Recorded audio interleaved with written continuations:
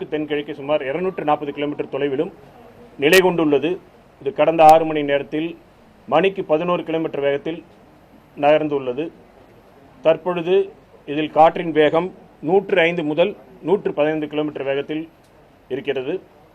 இது இன்று மதியம் அதிதீவிர புயலாக வலுப்பெறக்கூடும். வடமேற்கு திசையில் நகர்ந்து இன்று இரவு புதுச்சேரிக்கு அருகே கரையை கடக்கக்கூடும்.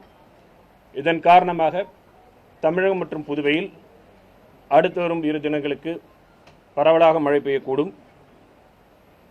அடுத்து வரும் 24 மணி நேரத்தில் கடலோர மாவட்டங்கள் மற்றும் வட தமிழக உள் மாவட்டங்களில் பெரும்பாலான இடங்களில் மழை பெய்யக்கூடும்.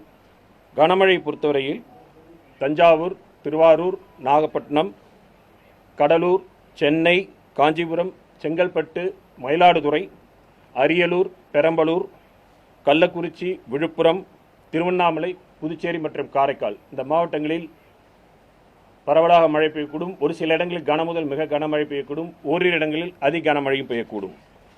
பலத்த காற்றை பொறுத்தவரையில் முன்பு கூறியபடி புயல் கரையை கடக்கின்ற சமயங்களில் நாகப்பட்டினம், காரைக்கால், மயிலாடுதுறை, கடலூர், புதுவை, விழுப்புரம், செங்கல்பட்டு மாவட்டங்களில் மணிக்கு 130 முதல் 140 கிலோமீட்டர் வேகத்திலும் சமயங்களில் 155 கிலோமீட்டர் வேகத்திலும் வீசக்கூடும்.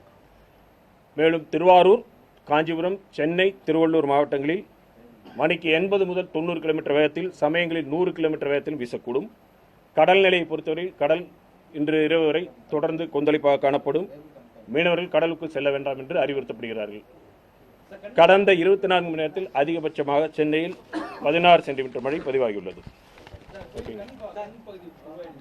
இல்லை, தற்பொழுது உருவாகவில்லை. எல்லா புயலுக்கும் உருவாகணும் கிடையாது, தேவையில்லை. கண்புர் உருவாகுது வேற மாதிரி.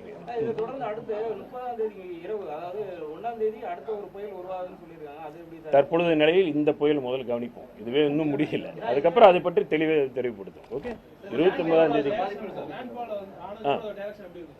லேண்ட்ஃபாலுக்கு அப்புறம் வடமேற்கு திசையில் தான் நகர்ந்து செல்கிறது. உள் மாவட்டங்கள், வடமேற்கு உள் மாவட்டங்கள் வழியாக செல்கிறது.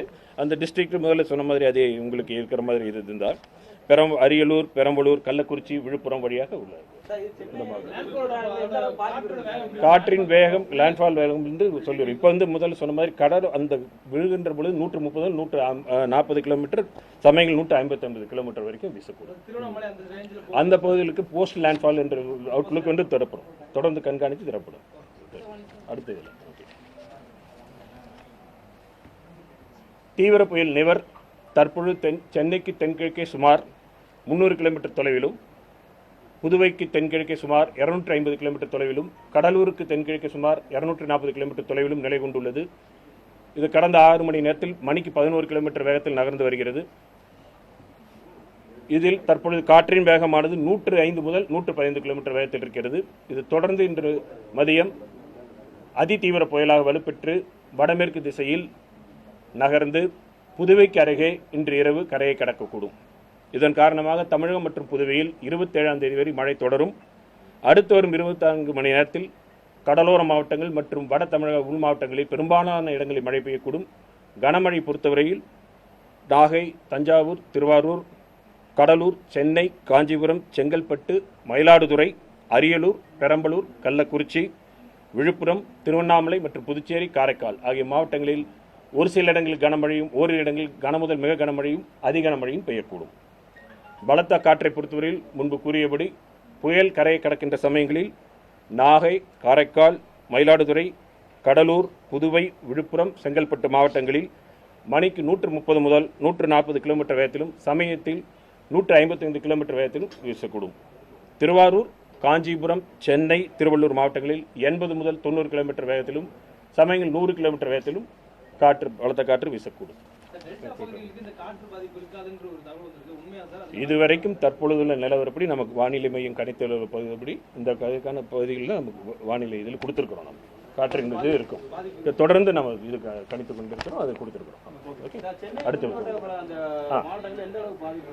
சென்னை சுற்றுப்புற மாவட்டங்களில் நமக்கு தொடர்ந்து கனமழை இருக்கக்கூடிய நிலை காணுகிறோம். நம்ம கனமுதல் மிக கனமழை பெய்யக்கூடும். தொடர்ந்து இருக்குது. காற்றின் வேகமும் படிப்படியாக புயல் கரையை நெருங்கின்ற பொழுது நமக்கு 80 முதல் 90 கிலோமீட்டர் வேகத்திலும் 100 கிலோமீட்டர் வேகத்திலும் சமயங்கள் வீசக்கூடும். ஓகே, மரங்களுடைய இது இருக்கு.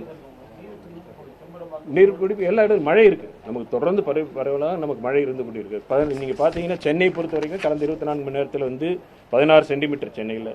இதில் பார்த்தீங்கன்னா சென்னை ஏர்போர்ட்டில் 15 சென்டிமீட்டர், தரமணியில் 14 சென்டிமீட்டர். பெரும்பாலான நம்ம சென்னையை பொறுத்து தான் அதிக கனமழையே அதிகமாக இருந்திருக்கு. தாம்பரத்தில் 11 சென்டிமீட்டர், பெரம்பூர் 10 சென்டிமீட்டர். ஓகே.